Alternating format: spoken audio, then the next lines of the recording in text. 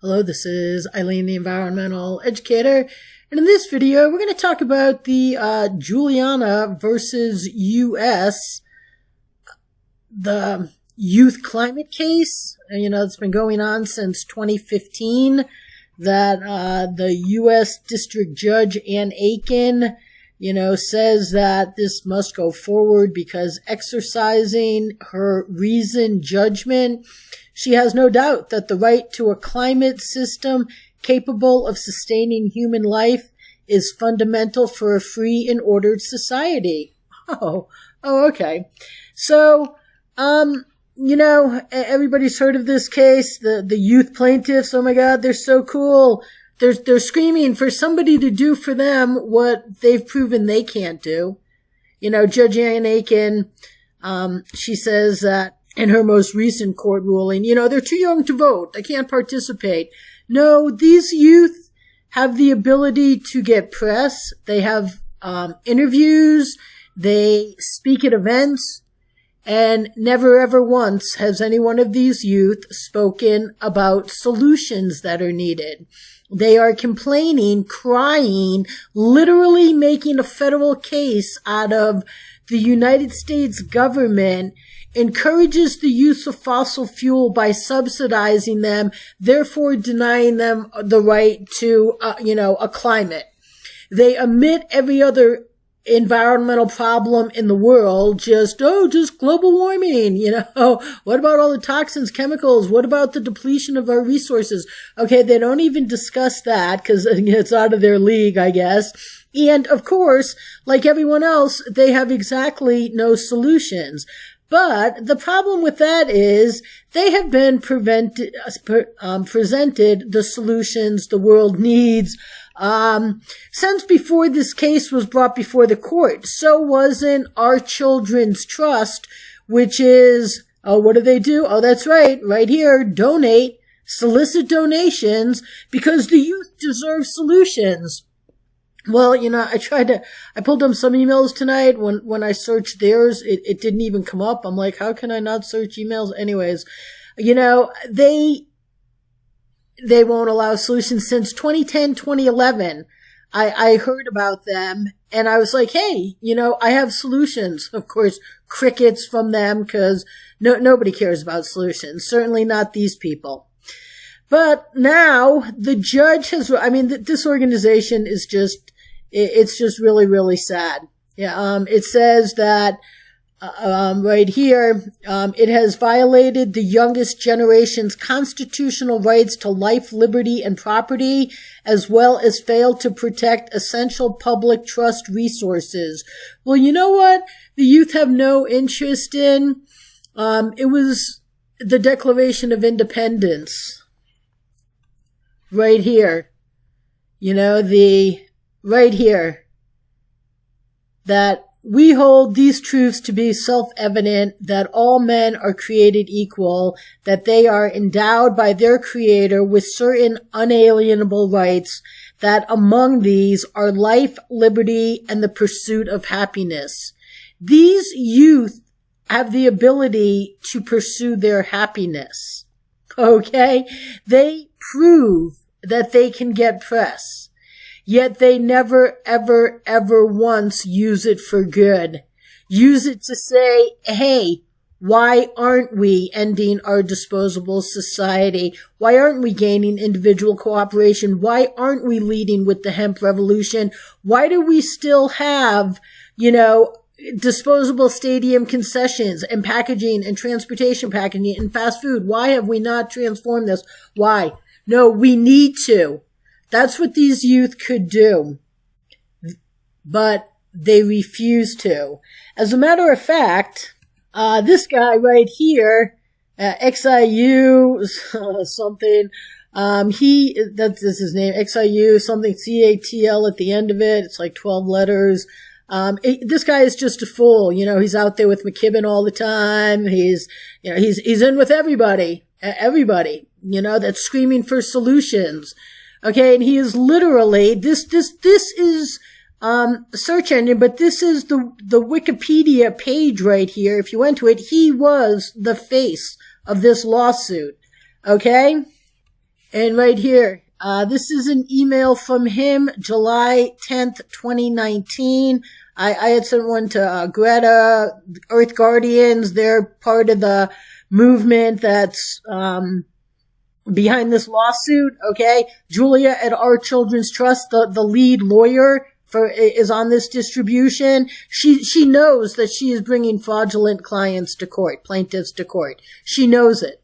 She doesn't care. I have emailed them hundreds of times. They don't care, the Sunrise Movement. And he replied back to me, if you don't stop this nonsense, we are going to report you for harassment. Exclamation point. Yeah, I think he meant you. And what did I send to him?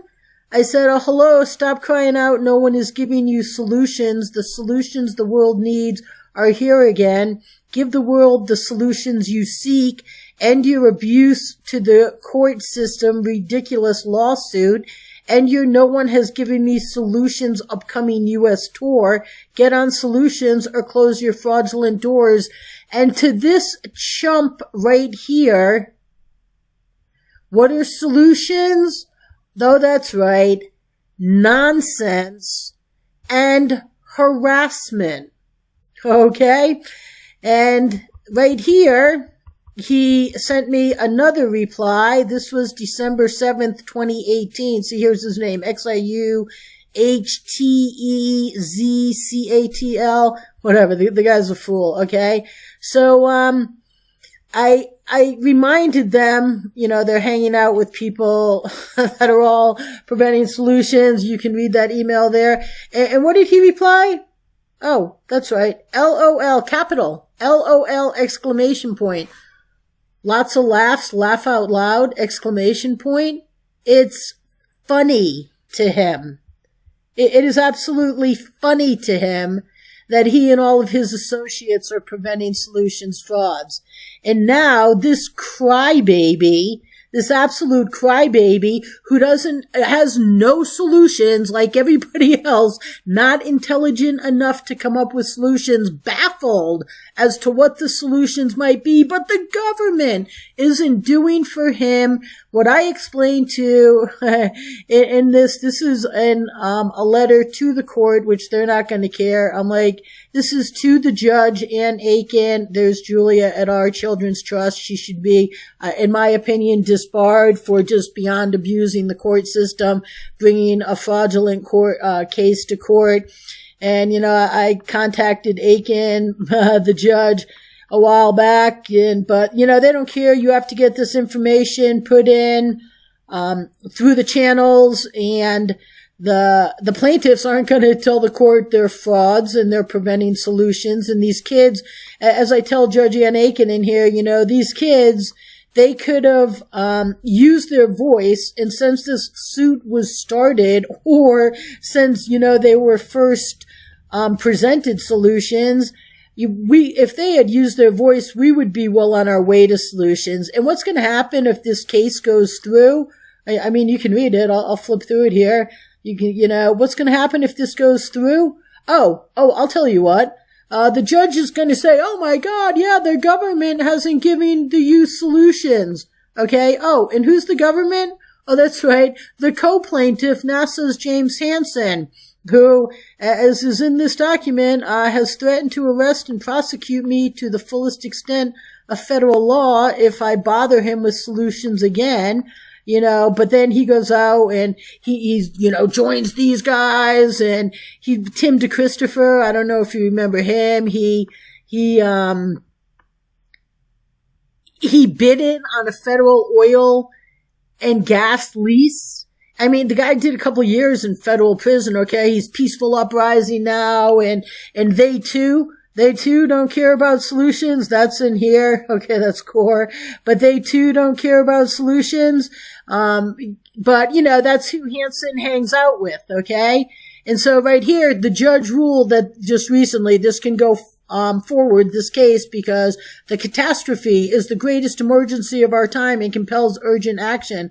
I'm like, well, I have that urgent action, but she doesn't care. What Solutions? Why are you bothering me with Solutions? But anyways, James Hansen just pals around with all these people that won't allow solutions, and neither will James. But literally making a federal case out of this. And, the plaintiff's lawyer, Julia, at All Children's Trust, believe me, I've emailed a bunch of them a lot. They're well aware. They don't care. They're not into solutions. They're not going to use their voice to get solutions implemented. They're making a federal case out of it. Look at them here on their website. All they do is promote these kids. Yeah, power forward together. I mean, these kids are so strong. Look at them. Oh my God, we're empowering the youth. Climate justice, okay? They're not doing anything. They're having these kids out there be crybabies while these kids are refusing to use their voice to get solutions implemented. And I told Ann Aiken, what are you going to do? You're going to rule? Okay, right here. We'll get back to that in a minute. Right here, this is Tim DeChristopher and his peaceful uprising, and they put now, we have the link to this information. We've heard your message loud and clear, and we will contact you if we need anything. Okay, Tim DeChristopher could use his voice to get solutions implemented, and surprise, surprise, I've never heard from these people either. But I told Judge Ann Aiken, what are you going to do? You're going to go out and tell the government, who has proven for 4 decades, as a matter of fact, every government across the world and every environmental voice and organization out there have proven they're complete failures. They don't have solutions. What are you going to do? You're going to order them to come up with solutions, and then we're still not going to have solutions? Or you could order the youth to use their voice to get solutions implemented. Right here, you can stop anywhere along here. This is what I, sent to the judge. And of course it's not going to matter, because I'm not putting this information in, the most important information in this case. I'm not putting in the technical format, these legal cases. But I even told her in here, I'm like, listen, I was a witness in a case once, and when I was done testifying, I was like, can I say something? And the judge was like, it was Buck Allen, the municipal judge in Vail. And right here, I said, can I say something? And he replied, this is an open mic night. Buck knew me. I used to go and tell the Vail Town Council in Vail, they're not environmental at public meetings. And I was sitting there. I had just been hit by a car. I was in charge of traffic at this roundabout Vail was building. And so I think he thought I was going to give an editorial. So he's like, this is an open mic night. And I said, this isn't an editorial. It's important, relevant information. I haven't been asked.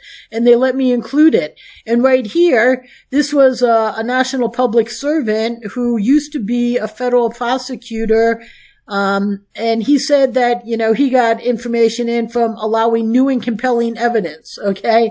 But guess what? They don't care. They don't care. Judge Ann Aiken, and so, yeah, I sent her emails, but right here, this was on, January 21st. I'm like, you gotta get this to her. I sent 2 other filings to her, and then I sent it to the chief judge. I'm like, you gotta let this information be included, because this is the most important information. Because what are they going to do if the judge doesn't order these crybabies to actually use their voice to get solutions implemented? Right. Tell the government and everybody else that they have to finally come up with solutions. Okay. It's not going to do anything.